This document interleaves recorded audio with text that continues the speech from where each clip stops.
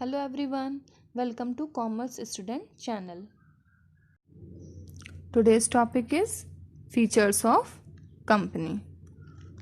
The silent feature of company are artificial person, distinct legal entity, number of members, perpetual succession, limited liability, transferability of shares, common seal, management by board of directors.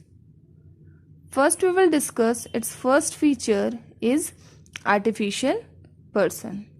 Artificial person defines a company is a creation of law, hence it is an artificial legal person who has no body or soul. Company जो है law के द्वारा create करी जाती है, इसीलिए ये एक आर्टिफिशियल लीगल पर्सन होता है जिसकी कोई बॉडी कोई सोल नहीं होती है. However for its own business purpose it can hold property in its own name and can enter into contracts and can sue and be sued by others. ये एक आर्टिफिशियल पर्सन होने के बावजूद ये अपना बिजनेस चलाती है और ये अपने नाम से प्रॉपर्टी भी होल्ड करती है और ये किसी भी कॉन्ट्रैक्ट में एंट्री कर सकती है. और कंपनी जो है can sue and be sued by others. ये किसी भी कंपनी को या किसी भी अदर पर्सन को sue भी कर सकती है और खुद भी इसके द्वारा सूड हो भी सकती है. Second feature is distinct legal entity. The company has an entity or personality which is absolutely independent and separate from the entity of its member. Company की जो है एक अलग ही पहचान होती है, उसकी एक अलग पर्सनैलिटी होती है and that personality is independent and it is separate from the entity of its member. Company के जो भी मेंबर्स हैं उनकी पर्सनैलिटी से या उनकी एंटिटी से वो सेपरेट रहती है, अलग रहती है. Thus, it can hold property in its own name and it can file a suit and be sued. It can continue to exist even if all members die. इसीलिए डिस्टिंक्ट लीगल एंटिटी होने की वजह से ये जो है अपने नाम से प्रॉपर्टी को होल्ड कर सकती है और किसी भी अदर पर्सन को can file a suit and be sued. और ये जो है एग्जिस्ट तब भी करेगी जब इसके सारे मेंबर्स मर जाएंगे, फिर भी एक कंपनी जो है एग्जिस्ट करती रहेगी. Third feature is number of members. There should be minimum 2 and maximum 50 members in private company and minimum 7 with no limit for maximum members in a public company.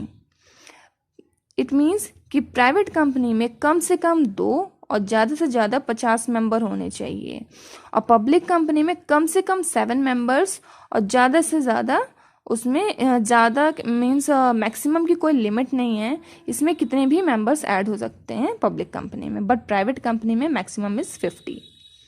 Now next feature is perpetual succession. Members may come and go but the company remains active. Means members इसमें आए या जाएं, इससे company को कुछ फर्क नहीं पड़ता है, कंपनी हमेशा एक्टिव रहेगी. Even if all the members die company continues to exist. जैसे कि मैंने अभी सेकंड फीचर में भी आपको बताया था कि कंपनी के अगर सारे मेंबर्स भी मर जाते हैं तो भी कंपनी जो है वो एग्जिस्ट करती है. Life of the company comes to end only through a prescribed legal procedure of winding up. एक कंपनी तभी एंड हो सकती है जब हम एक लीगल प्रोसीजर उसके वाइंडिंग अप का प्रिस्क्राइब्ड करेंगे. मतलब बिना किसी लीगल प्रोसीजर के एक कंपनी वाइंड अप यानी कि कंपनी बंद नहीं हो सकती है. Now next feature is limited liability. The maximum liability of a member is limited to the unpaid value of shares. Means किसी भी कंपनी की मैक्सिमम लाइबिलिटी तय करती है उसके अनपेड वैल्यू ऑफ शेयर्स तक केवल। Now sixth feature is transferability of shares. The shares of a company are transferable except in case of private company. Means हम शेयर्स को ट्रांसफर कर सकते हैं केवल पब्लिक कंपनी में, प्राइवेट कंपनी में हम शेयर्स को ट्रांसफर नहीं कर सकते हैं।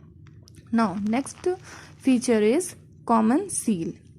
As an artificial person a company cannot act and sign itself, it acts through human being known as director.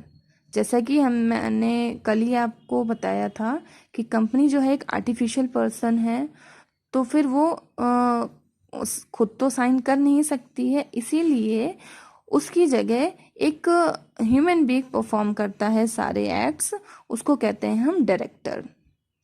All the acts of the company done through the directors are authenticated by a common seal of the company.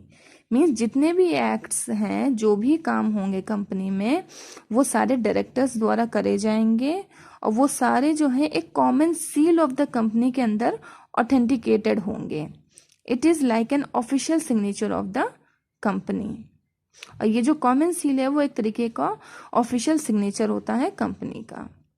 Now eighth feature is management by board of directors.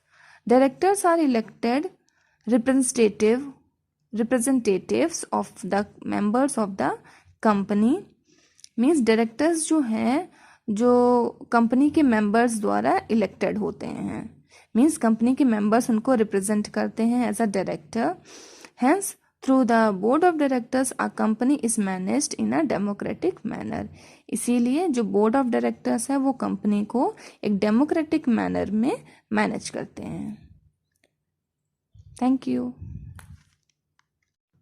If you like the video please like, share and subscribe.